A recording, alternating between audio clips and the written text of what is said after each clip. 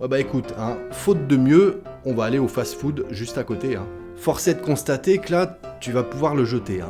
N'en déplaise aux puristes, hein, aux fanatiques du chocolat, pour moi le chocolat blanc c'est quand même du vrai chocolat. Les amis bonjour et bienvenue dans ce nouvel épisode du Français by Alex, la partie 2 à la leçon mots utiles pour améliorer ton français. On peut dire des phrases ou des expressions utiles pour améliorer ton français, vous avez compris.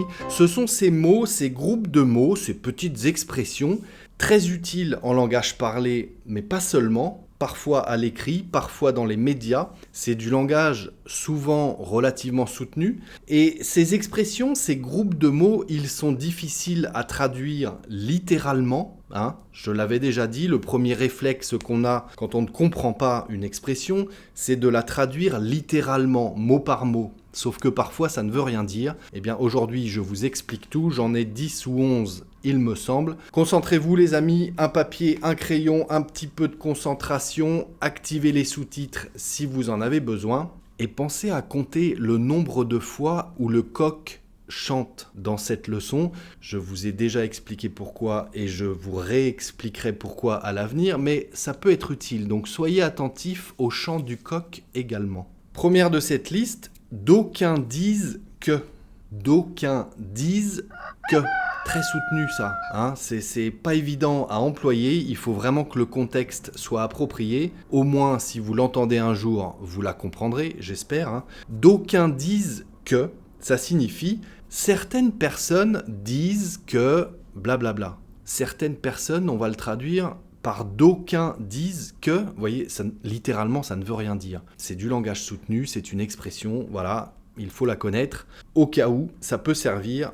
D'aucuns disent que blabla. Alors, il paraît que le café est mauvais pour la santé. D'aucuns disent que c'est l'inverse. Hein. Est-ce qu'il y a eu des études sérieuses sur le sujet ? D'aucuns disent que c'est l'inverse. Certaines personnes disent que c'est l'inverse de ce que tu viens de dire, de ce que tu viens d'affirmer. C'est soutenu, on fait attention les amis. Ensuite, à ce train-là, oui à ce train-là, si cela continue ainsi, à ce rythme-là, mais pas forcément, dans ce sens-là, avec cette orientation-là ou à cette vitesse-là, ça dépend. À ce train-là, dites donc les amis, vous avez fait des efforts là pour les commentaires dans les leçons. À ce train-là, en pratiquant autant, vous allez rapidement améliorer votre français. Je suis fier de vous, hein, parce que à ce train-là, beau boulot, hein, ça va aller vite. Hein.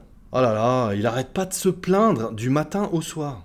Ouais, à ce train-là, il finira jamais son projet. Hein. S'il continue à se plaindre tout le temps, il ne finira jamais son projet. À ce train-là.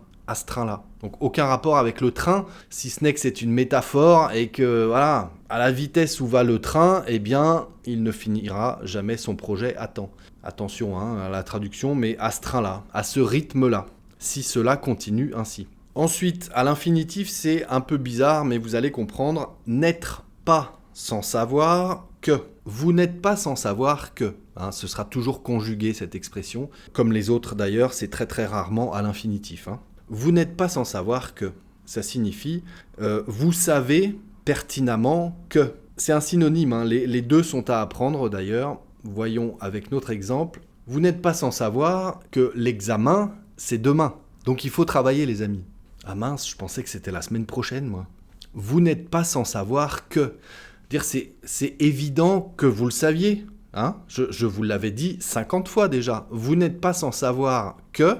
C'est une façon de dire je sais très bien que vous le savez, mais je vous le rappelle. Hein, vous n'êtes pas sans savoir que l'examen c'est demain, les amis. Relativement soutenu, je dirais surtout que c'est très élégant. Hein, vous n'êtes pas sans savoir que c'est une manière de dire, écoutez, puisque vous en parlez, je sais très bien que vous savez telle chose, mais voilà, faut s'en rappeler quoi. Hein, vous me suivez ? Vous n'êtes pas sans savoir que blabla. Je le dis, mais je sais très bien que vous le savez déjà. Pour ça, dans les médias, on l'entend souvent, dans les débats, des choses comme ça. De là à dire que blablabla, oui enfin, pour apporter une nuance, hein, oui enfin, de là à dire que blablabla, on pourrait presque affirmer que blablabla, mais bon, je sais pas si c'est très clair mes explications, voici l'exemple. Il a carrément bien chanté, je trouve, ce soir, non ? Oui, enfin, de là à dire que c'est une star internationale, faut pas exagérer non plus, hein ? il ne faut pas trop exagérer. De là à dire qu'il chante comme une vedette internationale, non. De là à dire que nanana, non. Ça veut dire, n'exagérons pas. C'est pour apporter une nuance à la conversation, à ce qui vient d'être dit. Il chante vraiment, il a une voix extraordinaire. Oui, enfin, de là à dire que c'est un chanteur extraordinaire, faut pas exagérer. Et on l'entend souvent, ce n'est pas si soutenu que ça, donc n'hésitez pas, les amis. Non, parce que, soit dit en passant, je dis ça, je dis rien. On entend aussi parfois. Soit dit en passant, on va ajouter un petit quelque chose. Bon, je le dis quand même, soit dit en passant.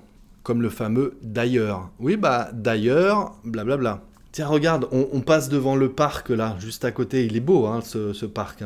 Oui, soit dit en passant, faudrait peut-être qu'on aille courir un matin dans ce parc, depuis le temps qu'on le dit. Soit dit en passant. D'ailleurs, on pourrait peut-être aller courir dans ce parc. Un petit peu de sport. Soit dit en passant. Je dis ça, je dis rien. N'en déplaise à. N'en déplaise à, c'est relativement soutenu aussi. Langage des médias, langage journalistique, langage soutenu, tout simplement. N'en déplaise à. Que cela plaise ou non, c'est comme ça. C'est un fait. Que ça te plaise ou non, c'est comme ça. J'adore le chocolat blanc. N'en déplaise aux puristes, aux fanatiques du chocolat. Pour moi, le chocolat blanc, c'est quand même du vrai chocolat. Parce que les puristes, les pros du chocolat, du cacao, disent que le chocolat blanc, ce n'est pas du chocolat. N'en déplaise aux puristes, moi je te dis que j'adore le chocolat blanc et que pour moi c'est du vrai chocolat. N'en déplaise aux professionnels du chocolat. J'ai ensuite, force est de constater que nous n'avons pas le choix, il faut bien admettre, il faut bien constater que blablabla. Force est de constater que, encore une fois, c'est une expression en bloc, comme ça, qu'on ne va pas conjuguer, on ne va pas y toucher, on ne va pas enlever un mot, on va juste dire, force est de constater que, blablabla. Ça veut dire, il est impossible de nier que, blabla. On est obligé de l'admettre. Écoute, j'ai tout essayé pour réparer ton ordinateur, force est de constater que là, tu vas pouvoir le jeter. Il est cassé là, ça marche plus. Force est de constater que tu peux faire ce que tu veux, ça ne fonctionnera plus là. Force est de constater, c'est comme ça, on ne peut rien y faire, on est obligé de l'admettre. Très élégant, celle-ci, pas mal non plus. À cela près que, c'est pour marquer une exception encore. L'autre fois, on avait vu à quelque chose près, pour indiquer que tout est parfait, à une exception près. Et bien là, c'est à cela près que.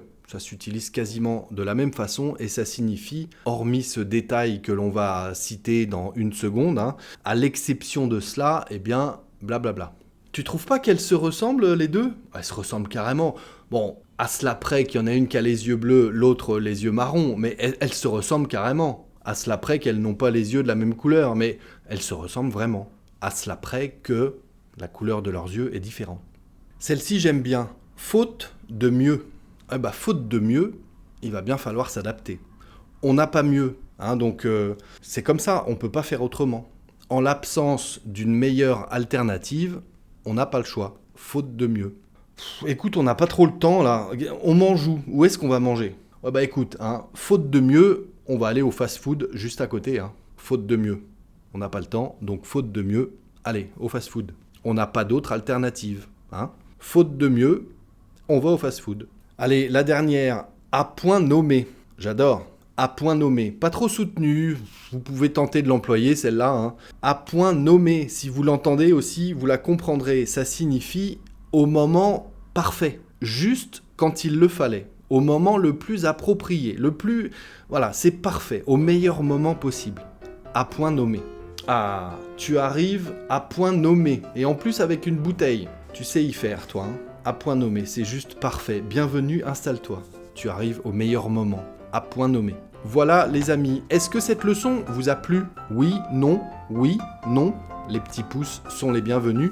Pensez à vous abonner si ce n'est pas déjà fait. Et puis si vous en voulez encore, je vous invite à me suivre dans cette leçon les amis. À très bientôt, ciao.